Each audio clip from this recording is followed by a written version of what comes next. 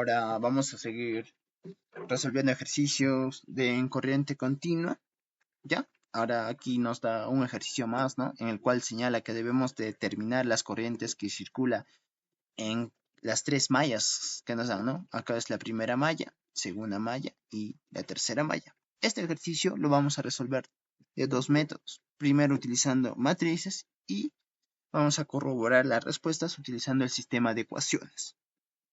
Primeramente lo que se hace es determinar la polaridad de nuestra fuente o batería que nos dan en el circuito, ¿no? En este caso simplemente nos dan esta fuente de 125 voltios y acá ya nos dan la polaridad, ¿no? Positivo y negativo. En segundo, vamos a darle el sentido ya sea horario o antihorario a las corrientes. En este caso le doy el sentido horario a la corriente que va a circular en la malla 1, igualmente el mismo sentido horario en la malla 2 y igualmente el mismo sentido en la malla número 3.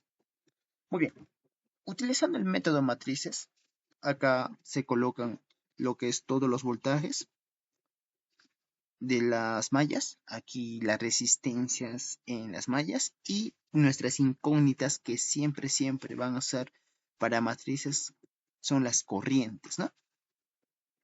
Muy bien. Ahora, primeramente, nos ubicamos en la malla número 1, ¿cierto?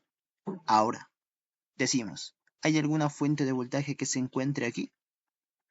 Claro que sí, es la de 125. Colocamos 125, ¿ya? Muy bien. Ahora, el sentido de la corriente habíamos dicho que va del polo positivo hacia el polo negativo, ¿ya? Como pueden observar en este caso, está saliendo del positivo y va hacia el negativo.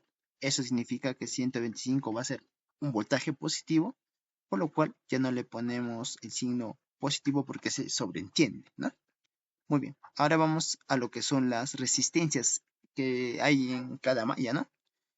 Seguimos en la primera malla y ahora decimos suma de resistencias en la primera malla. Tenemos la resistencia 2 más la resistencia 6 sería 8, más la de 5 sería 13, colocamos 13. Y preguntamos, ¿hay alguna resistencia que comparta con la segunda malla? Claro que sí. Si ustedes pueden observar, la resistencia que comparte es la de 6. Anteponemos el signo negativo y colocamos 6. Muy bien. Nuevamente nos ubicamos en la primera malla y preguntamos, ¿hay alguna resistencia que comparta con la malla número 3? Claro que sí. Aquí está, ¿ve? Que sería la de número 5, la de valor número 5, ¿no? Como esta está compartiendo entre la malla 1 y 3. Igualmente, anteponemos el signo negativo y colocamos el signo. Y finalmente, nuestra incógnita, la corriente I1 de la malla número 1. Pasamos a la malla número 2. Decimos, ¿hay alguna fuente de voltaje en la malla número 2? Pues yo veo que no hay ninguna. Colocamos entonces 0. Es igual, ahora sí, pasamos a sumar nuestras resistencias. Pero como nos encontramos en la malla 2, preguntamos antes, ¿hay alguna resistencia que comparta con la malla número 1? Claro que sí, es la de 6. Anteponemos el signo negativo y colocamos 6. Ahora sí, finalmente sumamos todas las resistencias. 6 más 15, 21, más 12, sería 33, más 13, sería 46 y más 20 sería 66. Colocamos 66. Muy bien. Nos ubicamos nuevamente en la malla número 2 y preguntamos, ¿hay alguna resistencia que comparte con la malla número 3? Claro que sí, es la del valor 20 ohmios, ¿no? Entonces, como es la que se está compartiendo, anteponemos el signo 20, anteponemos el signo negativo y le colocamos el valor de nuestra resistencia, en este caso el número 20. Y finalmente nuestra incógnita, la corriente número 2 que circula en la malla número 2. Finalmente pasamos a nuestra tercera malla, ¿ya? Entonces acá podemos observar claramente que no hay ninguna fuente de voltaje. Colocamos 0, es igual a. Preguntamos, ¿hay alguna resistencia que comparta con la malla número 1? Ustedes pueden ver que es la de 5 que está compartiendo. Anteponemos el signo negativo y colocamos el valor de esa resistencia que es 5. Muy bien. Preguntamos, ¿Hay alguna resistencia que comparta con la malla número 2? Claro que sí, es la de 20 ohmios. Muy bien, igualmente anteponemos el signo negativo y colocamos la de 20. Y finalmente llegamos a nuestra malla 3, que sería la suma de resistencias, ¿no? ¿Cuál sería 20 más 5? 25. Y lo multiplicamos por nuestra incógnita, la corriente I3. Esto finalmente lo vamos a llevar a nuestra calculadora para obtener nuestros resultados, ¿no? Vamos, ponemos la de 5, la segunda. Primero 13. El valor de nuestra resistencia, ¿no? 13 menos 6 menos 5 y 125.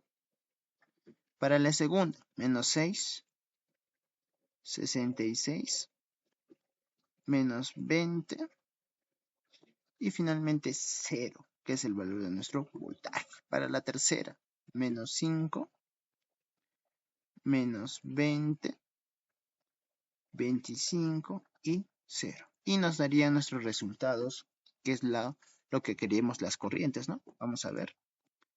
Como pueden observar, la corriente 1 nos da 12.5, la corriente 2, 2.5 y finalmente la corriente 3 nos da 4.5 amperios. Ya, esto es utilizando el método matrices. Ahora vamos a utilizar ecuaciones para corroborar esas respuestas. Muy bien, acá ya lo tenemos.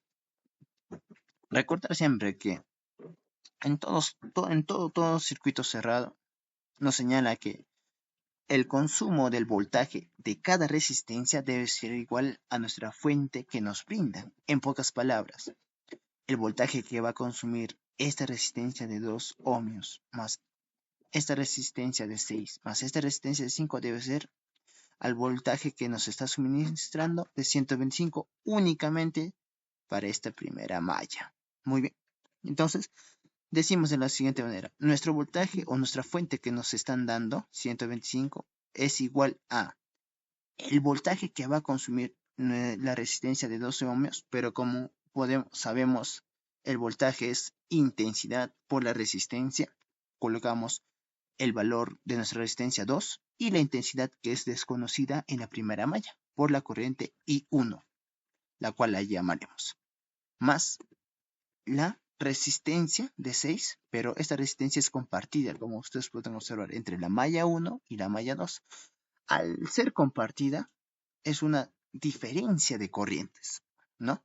Entre la primera malla menos la segunda malla. Por eso colocamos las corrientes I1 menos la corriente I2 de la segunda malla. Más esta resistencia, más el voltaje que consume la resistencia de 5 ohmios, que igualmente está compartida entre la primera y la tercera malla. Entonces colocamos más 5 por la corriente en la primera malla y 1 menos la corriente en la tercera malla. Recordar que primeramente en estas resistencias compartidas estamos colocando primeramente la corriente I1 primero debido a que nos encontramos en la primera malla. ¿Ok? Pasamos a la segunda malla. Igualmente, primeramente buscamos si hay alguna fuente de voltaje. No hay ninguna. Colocamos 0.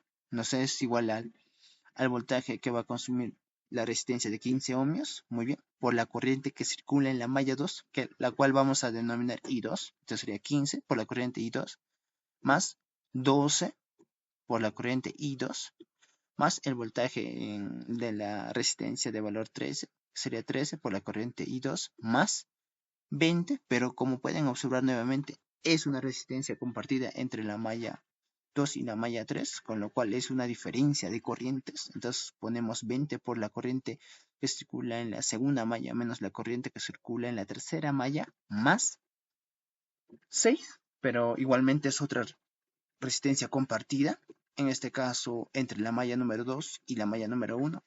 Ponemos la 6 por la corriente que circula en la malla 2 menos la corriente en la malla 1. Nuevamente repetir aquí que estamos colocando primeramente la corriente I2 debido a que nos encontramos en la malla número 2. Pasamos a la tercera malla. Primero buscamos si hay alguna fuente de voltaje. Aquí en esta malla pues no hay ninguna, colocamos 0, es igual a 20, pero este 20 es una resistencia compartida entre la malla 3 y la malla 2. colocamos 20 por la corriente que circula en la malla 3 menos la corriente que circula en la malla 2 más el voltaje que consume la otra resistencia, que en este caso es la de 5 ohmios, igualmente es una resistencia compartida, entonces sería 5 por la corriente que circula en la malla 3 menos la corriente que circula en la malla 1. Y esta sería la ecuación número 3. Recalcar nuevamente que anteponemos primero la corriente I3 debido a que nos encontramos en la malla número 3. Ya tenemos estas ecuaciones, finalmente tendríamos que desarrollarlas y vamos a obtener ecuaciones más reducidas, ¿no? Las cuales son las siguientes, ¿no? Sería 125 por la corriente por 3, perdón, sería por 13 por la corriente I1 menos 6 por la corriente I2 menos 5 veces la corriente I3. Ahora, en la ecuación 2 sería, la reducción ya sería 0 es igual a menos 6 por la corriente I1 más 66 veces la corriente I2 menos 20 por la corriente I3, ¿ya? Y finalmente la ecuación 3 sería 0 por 0 va a ser igual a menos 5 veces por la corriente I1 menos 20 veces la corriente I2 más 25 veces la corriente I3 de ecuación 3. Y si se dan cuenta, esto es lo mismo que esto, ¿ve? Simplemente que acá ya no tiene las incógnitas, ¿no? Y uno y otro a sus costados, sino que ya están separados. ¿Se dan cuenta? Los mismos valores. Y si esto vamos a colocar a la calculadora, es obvio que nos van a dar nuestro mismo resultado. Espero que les haya gustado este video y nos vemos en un siguiente video.